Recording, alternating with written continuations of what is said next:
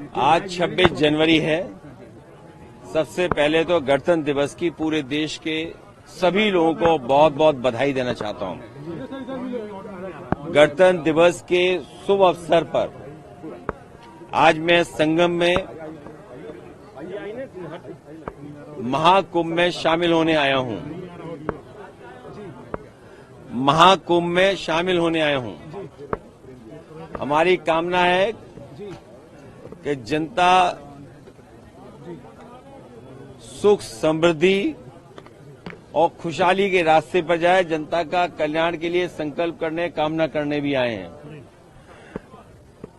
जहां ये कुंभ, जिस स्थान पर संगम है, 3 नदियां मिलती हैं, गंगा, यमुना, सरस्वती।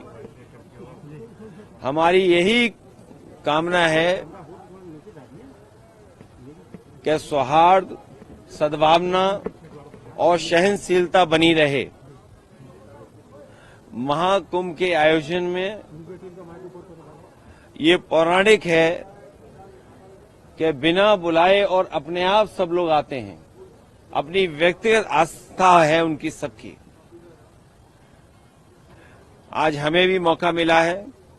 मैं आज महाकुंभ में स्नान कर करके जा रहा हूं। मैंने 11 डुबकी लगाई हैं। सर, योगी जी ने कहा यूपी का बंटवारा नहीं होना चाहिए, क्या कहेंगे आप? देखिए, बंटवारे और नकारात्मक राजनीति के लिए जगह नहीं है। आज कुंभ का तो यही संदेश होना चाहिए, सकारात्मक संदेश होना चाहिए। और आज के दिन यही संकल्प हो कि जब कभी भी हमें याद आए कुंभ, तो हमें सौहार्द, सद्भावना और सहनशीलता हमेशा बनी रहे।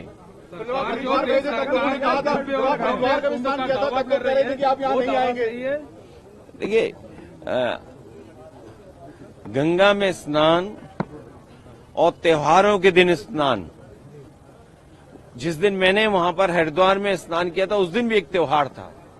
बहुत बड़ा त्योहार है। भारत देश के लोग कोने कोने में अलग अलग नाम से इस त्योहार में शामिल होते हैं। उस दिन हरिद्वार में स्नान किया था और आज संगम में स्नान करने का मुझे मौका मिला है। योगी जी कह रहे हैं बुलडोजर चलता रहेगा, नहीं रुकेगा बुलडोजर। देखिए, बुलडोजर चले नहीं चले, सरकार कैसे बचेगी? ये बताइए, जब सरकार ही नहीं होगी तो बुलडोजर किसके पास होगा?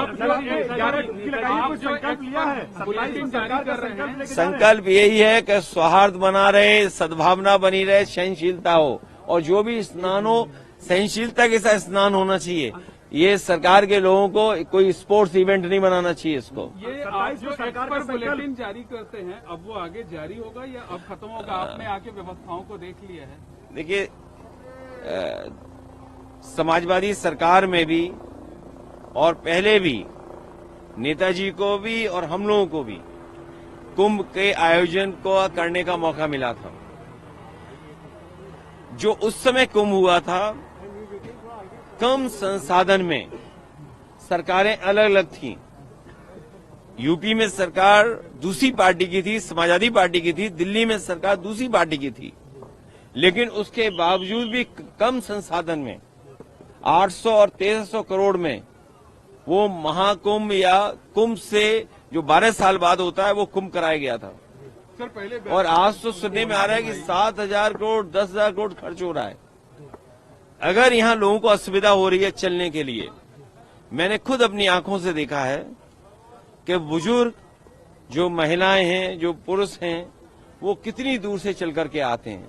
अगर आप कुंभ में इतने 1,000 करोड़ रुपए खर्च कर रहे थे, तो कम से कम बुजुर्गों के लिए कोई ऐसी व्यवस्था होती जो बुजुर्गों को ज्यादा पैदल नहीं चलना पड़ता। और फिर जैसे हम हैं वीआईपी या और हैं वीआईपी या और सम्मानित लोग जब आए, तो कम से कम व्यवस्था ऐसी होनी चाहिए, पूरे कुंभ को पता लगे कि हाँ, आज कोई वीआईपी है जिसकी वजह से ये व्यवस्थाएं बहुत अच्छी चल रही हैं। मतलब आप डुबकी लगाकर भी निशाना साध रहे हैं? नहीं, देखिए, डुबकी लगाकर भी सियासी निशाना साध रहे हैं। अरे भाई, ये बताओ, माँ गंगा के किनारे लोग झूठ बोल रहे हैं।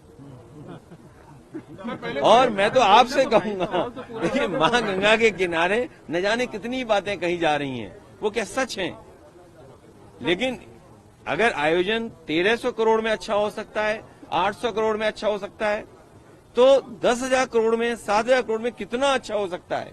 उसमें तो न कोई ट्रैफिक की दिक्कत होती, न कोई पानी की दिक्कत होती, न साधु संतों से बिजली का बिल लिया जाता या उनको असुविधा होती, या जो चीजें महंगी है वो भी सस्ती होती। अरे इतना कुछ हो सकता था 10,000 करोड़ में।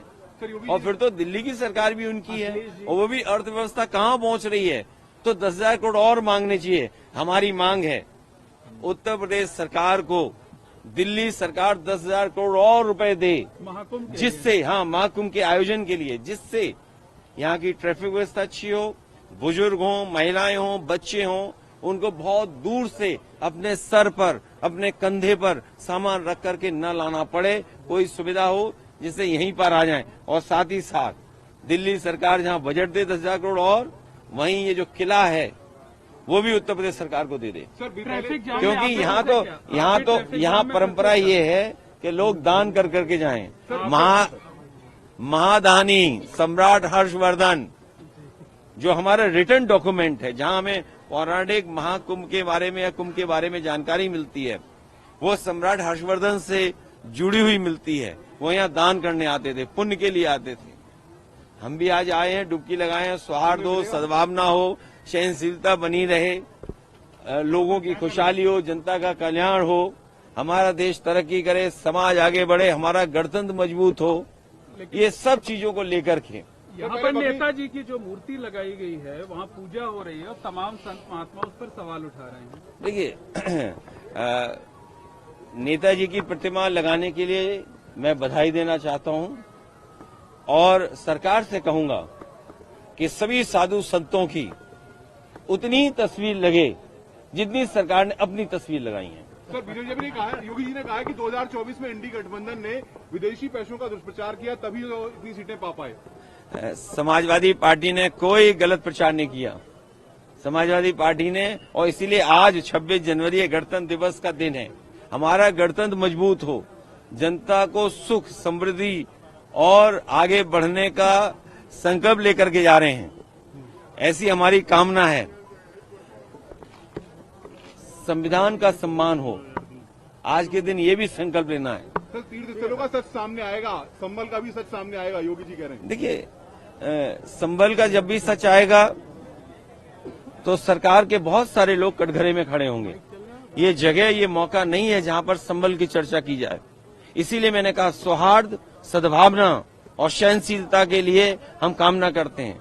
और जब कभी भी हम महाकुंभ को याद करें तो संकल्प यही लेकर के जाएं कि हम आंख बंद कर करके कभी ध्यान में जाएं तो हमें सद्भावना और सहनशीलता और सद्भावना रहे हमारे दिलो दिमाग में। इंतजाम अच्छे लगे सर आपको? इंतजाम अच्छे लगे? इंतजाम 10,000 करोड़ में और भी अच्छे हो सकते थे।